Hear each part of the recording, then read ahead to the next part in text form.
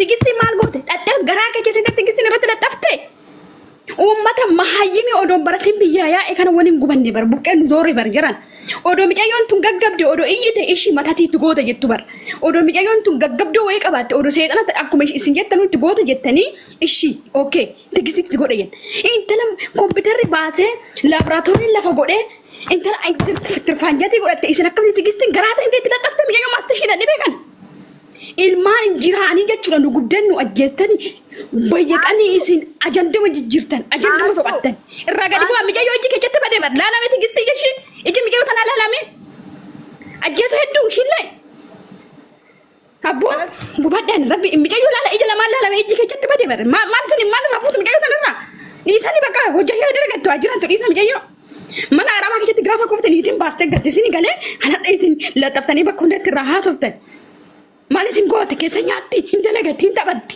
bakka afaanii muddamti malee miidhagintu waan takka qabdu garaa ishee gajja namni akka kiyya tigistiif gannitti dhiyaatu hin jiru nanaa tofsiisa ijoollee tanii bayyaqanii garuu akka isin asirratti ijoollee tana jettanii miti ija keessatti jaamsitan ammaa isinii kuftitunillee laalame fuulli iyyuu waan fakkaatu mee laala yaa Oromoo guyyaa lamatti waan taate natu arge miidhagoo tana jechuudha qismii ishee cabsitanii maal isin namarraa gadi hin teechanii miidhagoo ganniile kan dhibamsiisee achitti gadi gate isin mataa keessan mana banattanii irraa bookkistanii uumaa rabbiitiin iyyitanii hadda garuu miidhagoo obsisaa lagachin tanallee fuutanii itti dabaluuf deemaa jirtan amma jechuudha kanaafuu dhaaba miidhagoo tanarraa tigistirraa gad dhaabbadha bu'aarraa miidhagoorraa deematti rabbi dhibee salootii godhaan gasan akka waan miidhagoon fuutee dhibee keessa gootee miidhagoo bookkisu halkanii guyyaa ajandaa odhabdan deemaa abboo ajandaa biraa sogadhaan nurraa hookas suuraa keessa maxxansaatii irra haasa'a nu warra natsaa irra haasa'a dhiisa tunuu dhibamtee jirti laala ija ishii ija mee laala akkanumatti laala hojii gugurraachee badee ijji bar jaamsa keessatti tanaalee jechuudha.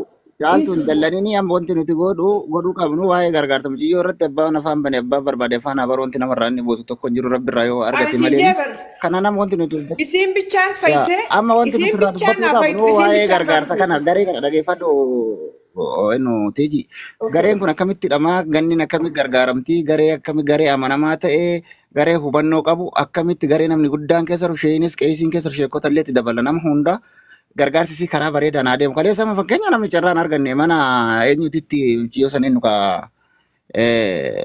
muciyyoo irra soddaa saneen nuka kanisi jira keenya bakka kalee yaa mana faasikaatitti ijoolleeni carraan arganne kanaafuu hedduun namaa gargaaruu barbaada carraan arganne waan taateef karaa keessaatiin karaa amansiisaa ta'een bakka ganniin jirtutti bakka gatte sagalee isillee dhageessin boonii eekoo sitti waan tokko siin jaalu buukoo ganni teenya kan gargaaruu danda'u ijoollee mana madaamiti siigalee tokkoffaa wanti isin baruu qabdan ganni kan gargaaruu danda'u faammasii Oromoo jabaa fooloo warra gurguddaa amma maanxoo osoo hin taane kan gargaaruu qabu miskiina mana madaamiti kan isii gargaaru kaleessa itti meetan ture waasaappiidhaan ijoollee achi keessa teessuun itti waassaappii sagalee qabeeffatan ture ijoollee mana madaamii taraan galchaadha ijoollee gurguddaa kana kan ta'u kana yaasati naa dhaga'uu didani isaan yaasati ijoollee mana madaamii lakkoofsa tokko barreessitu tokkoon naa galchi isaantu gargaaraa hin jeen oduu kaleessa galgala akka ani jeessan osoo na seessanii na buusan malees laayitee irratti hojjannaan illee amma booda mana ni bana amma maal gooti tabbuma naa dhaggeeffadhu gis tokko laa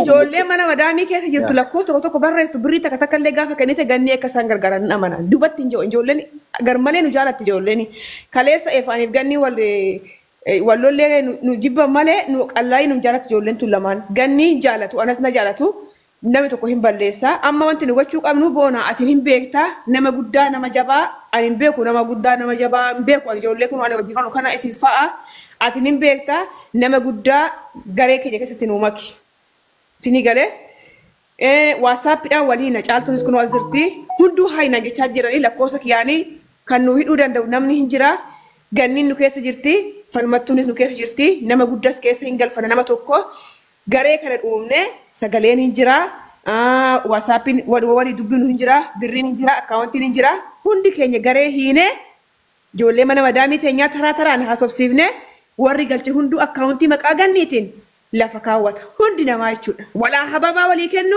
walaa giiftii walii kennu hin beeknu nuti jechuudha miskiinni homaa hin beeknu nu ijoollee mana madaamii walaa giiftii sanuu akka itti fuunee gurgurannu hin beeknu nuyi kanaafuu wanti nu gargaaruu qabnu karaa waasaappiitiin namni jabaan guruppii hidhuu danda'u boonaati wanti na gargaaruu qabu. Ila sana sirriitti akkas goona ganni nuti amma akkuma jettee dhugaadha nama kabajaa nama beekama fakkeenya warra kabaabaa shirrii faalleetti galchina nama gartee Oromoon namni hundinuu kabaja biratti qabdu bira galchine mallaqa kana bakka tokkotti buusne ganni irratti osoo hin taane achi keessaa nama tokko irratti buufne mallaqa san akka sapiraayiziitti fuunee ganni biraan ga'uudha qabna. Hin danda'amu goona maaliif namarratti bu'a akkaawuntiin hin jira hin danda'amu. Na dhageeffadhu ganni irratti buusuudhaan fakkeenya ganni ni akkaawuntii itti gargaaramaa jirtu qabdiini. Akkaawuntii ganni irra gargaaramaa jira. Akkaawuntiin biyyaan jira kan Dubaayin jira. Akkaawuntiin biraa laala dhageeffadhaa ganniin akkaawuntii lama qabdi. Akkaawuntiin tokko obboleessaa akkaawuntiin tokko kan biyya keessa Imaaraatii keessatti gargaaramu hospitaalaan fayyadamtu jechuudha. Warri biyya biraa warri Joordoon warri Kwaatar warri biyya biraa zeegaan biyya biraa. Akkaawuntiin kunooti tigist. Akkaawuntii kanaan ala akkaawuntii tokko irratti galuu hin danda'u mallaqa. Akkaawuntiin obboleessa ganni na bira hin jira. Kaleessa ijoolleen beeruutii galchaa fi kuni kan irra dhageeffadhu gaa'ela wanti isin beekuu qabdan kuni amma ganni achi keessa gargaaree bakka isiin itti naa galchaa jette irratti galchan na dhageeffadhaa jira keenya namni amma gatti mallaqa galchaa jira. Ganni laa bakka lamatti Namee jira goona akkaawuntii biyya akkaawuntii Dubaay ishiin keessaa fi akkaawuntii biyya keessa jiru irratti karaa filatamaa ta'ee fi karaa garteetiin haqa qabeessa ta'e namni shilingis ta'e kudhanis ta'e waan rabbiif ni iyyate waan jaalala isiidhaa qabu waan kaleessa isiin uummata Oromoo biraa dhaabbataa turte biraa dhaabbanna yoo. Laabboona geeffadha siin galle ganniin akkaawuntii lama baafattu. Akkaawuntiin tokko kan maatii gargaaru biyyatti jechuudha. Akkaawuntii tokko kan isii gargaaru asitti Imaaraatii keessatti. Akkaawuntii lamaan kana keessa warroonni anama wanti isin jechaa jiru warroonni biyya fagoo fakkeenyaaf Kwaatar Imaawannoo keessa Imaaraatii ala taatan akkaawuntii maazarii irratti galchisaniif obboleessa isiit irratti. obboleettii miti obboleessa ganniidha. Eenyu girmaa jaa isarratti galchitan. Warri Imaaraatii keessaa immoo akkaawuntiin Imaaraatii kan ganni itti fayyadamtu kan gargaartan hin jira. Ganni akkaawuntii ka biyyaa baafattee jirti. Boona tiijii qoyme boona kalee algala turte ati. Yaa turee jira garuu akkaawuntii ka biyya ka Dubaay qofa kan beekan. Ture. Warroonni biyya garaagaraarra jiru obboleessa ganni akkaawuntiin isaa laxxafamee jira akkaawuntii san irratti galchan. Warri Dubaay keessa immoo daayirektii ganni bira dhufanii nurraa fuudhan birrii warri jettan Aboodabiis jiraadhu Dubaayis chaarjas bakka feetanoo jiraatanii gammee fi gurree dubbisaa fi gammee gurreen dhufanii sinirraa fuudhan. Lakki nurraa dhufanii fuudhan yoo jettan immoo akkaawuntiin Dubaay ni jira akkaawuntii Dubaay irratti galchitu jechuudha. Malee akkaawuntiin guruuppii hidhamee akkaawuntiin tokko banamuu hin danda'amu kongumaa jechuudha. Kuni erga sirraa ta'e lafa bu'ee kanuma wanti barbaachisaa ta'e wanti ganniin nu keessatti argamtuuf illee tokko kanuma erga akkaawuntiin sirraati akkaawuntii makana irratti buusuudha.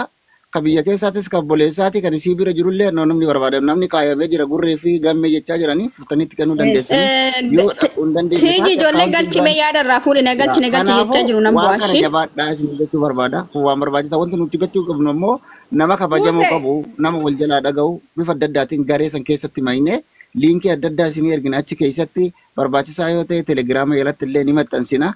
Akkasii hundi keessanuu galatoomaadha waan kana waliin irratti ajabaannu.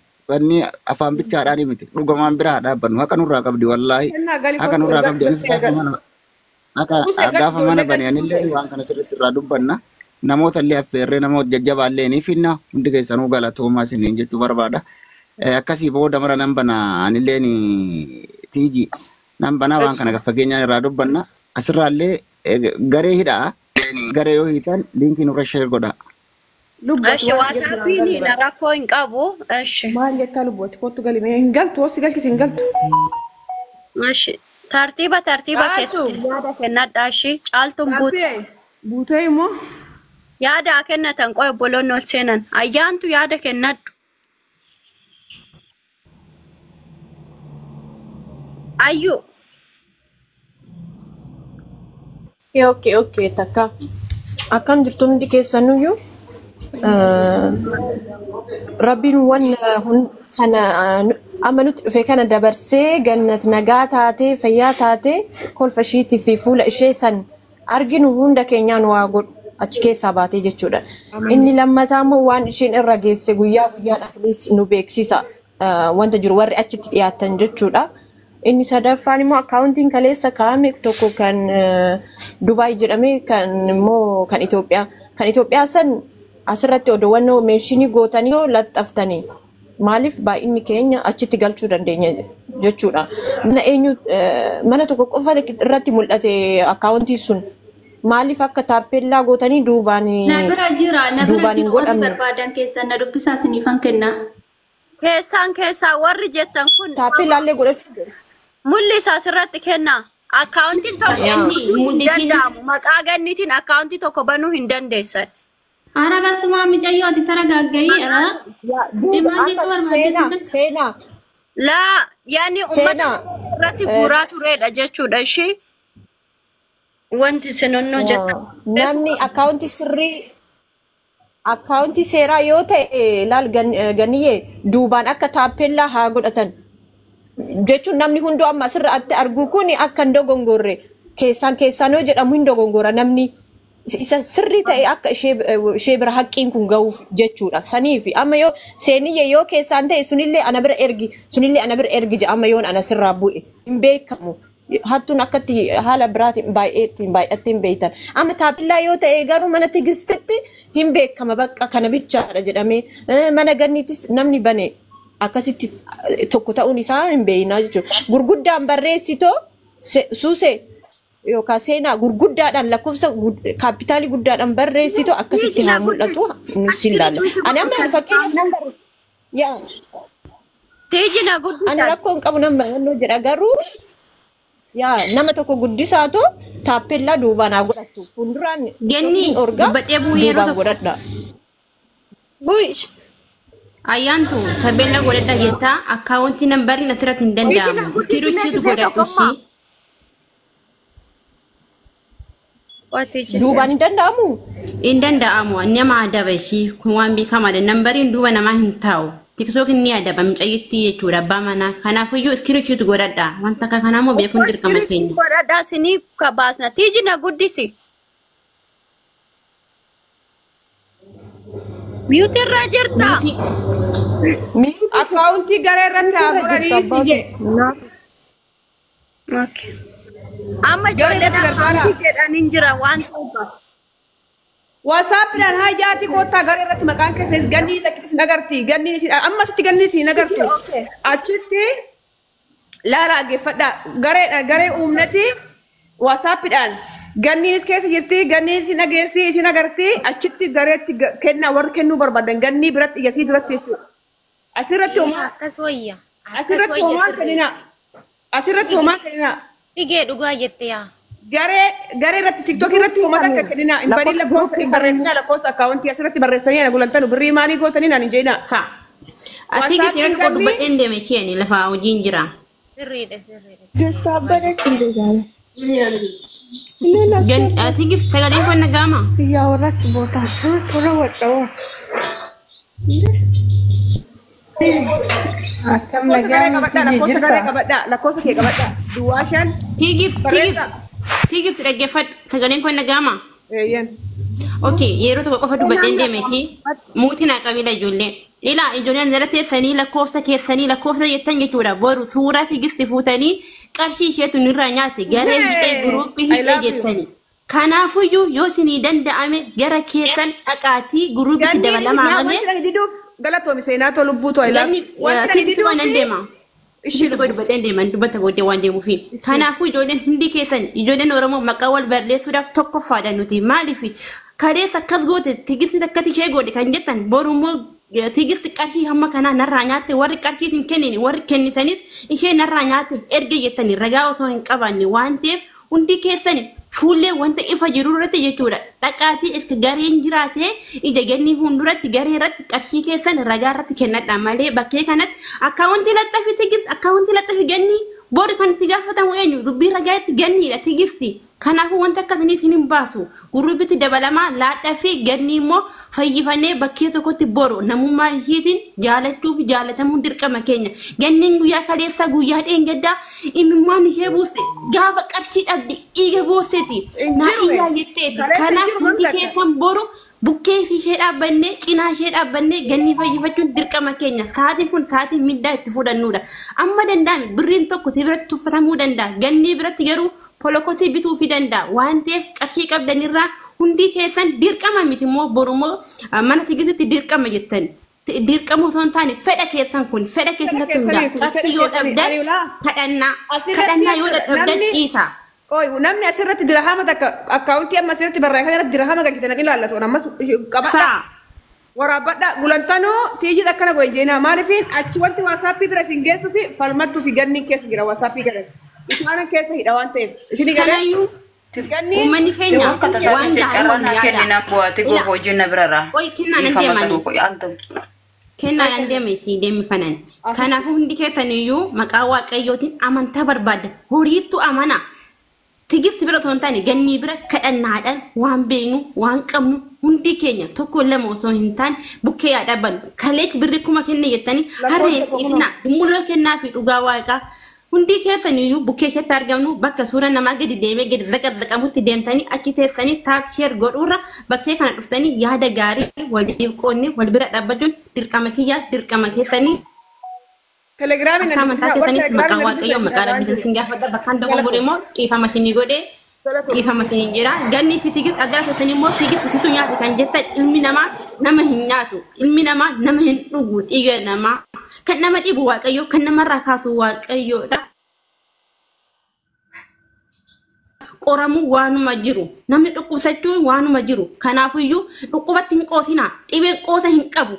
Siyaa nyaatu si akkasi godhe in jedhamu ilmi nama tigisiif ganni boru obboleewwani boru nama tokko nama afaan tokko dubbatudha nama dhiiga oromummaa qabu waan ta'eef hundi keessan irra bu'aatii tigisiif araara ganniidhaaf kadhannaa yaadadhaa bakka dogongore immoo dhiifama isiniin jedha turtii gaarii.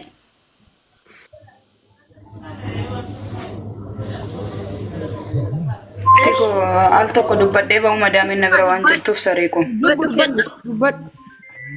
Nagaan siniif haa ta'u fayyaa keessanii. Galata waaqee. Obboloota koo shamarranii bakki jiraatanii. Tigu mee ati kenniif lakkoofsa kee kenniif keessaa si haa dubbisanii. Qabadhaan dandee keessa isiniin kennu qabadha. Warri telegraamii na dubbisan